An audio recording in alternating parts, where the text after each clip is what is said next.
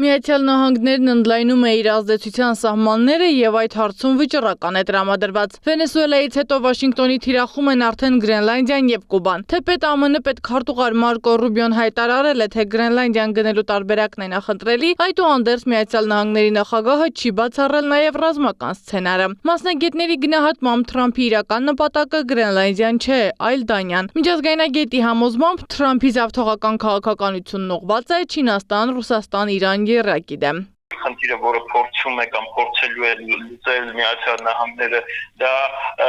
Չինաստանի, Ռուսաստանի, Իրանի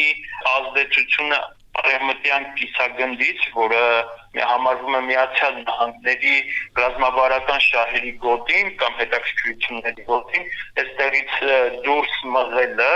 եւ դա լրացնում սեփական ազդեցությամբ։ Վենեսուելայի նախագահի գերեվարումից հետո Վաշինգտոնը խիստ պայմաններ է ներկայացրել երկրի փոխնախագահին։ Պահանջներից մեկը նախատեսում է Վենեսուելայից, Չինաստանի, Ռուսաստանի, Իրանի եւ Կուբայի ներկայացուցիչների անհապաղ արտաքսում, նաեւ այդ երկրների հետ տնտեսական հարաբերությունների լիակատար խզում։ Նույնիսկ Վենեսուելայի փոխնախագահի դառնալը ժամանակավոր պաշտոնակատար, սա եւս կարծում եմ ժամանակավոր է եւ նա կփոխարինվի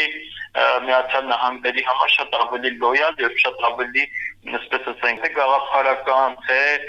քաղաքակրթական առումով ավելի Միացյալ Նահանգների գծին պատկանող ուժերով։ Միաժամանակ Դանիայի բարձրաստիճան պաշտոնյաները հայտարարել են, որ Գրենլանդիայի դեմ ցանկացած ուժային գործողություն կարող է նշանակել ՆԱՏՕ-ի վերջը։ Սա իհարկե շատ էական ինտրիգ է, այսինքն Միացյալ Նահանգները ինչպես կփորձի լուծել այս հարցը, որովհետև մենք տեսնում ենք, որ այստեղ միայն Դանիայի դիրքորոշումը չէ,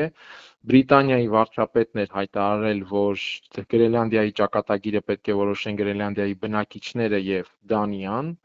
որին պատկանում է կղզին։ Սպիտակ տամպնդումները, թե Լատինական Ամերիկայում իրականացվող գործողությունները միտված են թմրանյութերի, ապօրինի շրջանառության եւ միգրացիայի դեմ պայքարին, մասնագետները համարում են պատրվակ։ Ըստ նրանց Թրամփը հետապնդում է բոլորովին այլ աշխարհաքաղաքական նպատակներ։ Եթե Միացյալ Նահանգները գնա այստեղ ստատուս քվոյի փոփոխության, սա նշանակելու է Եվրամիության սահմանների վերաձևում։ Ընդ որում այս հանգամանքը կարող է ստեղծել նաև նախադեպ, այսինքն կարող է դառնալ նախադեպ եւ կասկած չկա, որ եվրոպացիներին նաև հենց այս հանգամանքն է մտահոգում, բայց նաև դատելով Միացյալ Նահանգների վերաբերմունքից եւ ազգային անվտանգության ռազմավարությունից Նահանգների այսօրվա վարչակազմին խոշոր հաշվով այդքան էլ չի մտահոգում ՆԱՏՕ-ի ճակատագիրը առնվազն իր այսօրվա տեսքով։ Փորձագետների կարծիքով Թրամփի ծրագրի հաջողության դեպքում առավելագույն զգոնություն պետք է ցուցաբերի Իրանի Իսլամական Հանրապետությունը։ Վերջին շրջանում Իրանի բարձրաստիճան պաշտոնյաների հայտարարությունները վկայում են, որ Թեհրանում արդեն կրահում են Թրամփի ծրագրերի շարունակականությունը։ Ոչինչ բացառել պետք չէ, բայց այդուհանդերձ կարծում եմ այստեղ խաղի տրամաբանությունը եւ մակարդակը այլ է։ Չեմ բացառում իհարկե, որ Միացյալ Նահանգները կփորձի իր շահերը այստեղ պաշտպանել հենց ուժի գործոնը խաղարկելով, այսինքն ցույց տալով, որ պատրաստ է ուժի կիրառման, փորձելով այդ կերպ ճնշում բանեցնել ոչ միայն Իրանի, նաև նույն Ռուսաստանի եւ Չինաստանի ուղղությամբ։ Եվրոպական միությունը հանդես է եկել դատապարտող հայտարարությամբ, արձագանքելով Սպիտակ տնից հնչող սպառնալիքներին, սակայն այդ հայտարարությունը Թրամփը փաստացի անտեսել է։ Փորձագետների գնահատմամբ ոչ ՆԱՏՕ-ի ճակատագիրը, ոչ էլ Ռուսաստանի հետ հարաբերությունները այս փուլում Վաշինգտոնին չեն հետաքրքրում։ Չինաստանի եւ Ռուսաստանի նկատմամբ Թրամփի կոշտ քաղաքականությունը ըստ վերլուծաբանների կարող է հանգեցնել աշխարհի քարտեզի նոր վերաձևումների։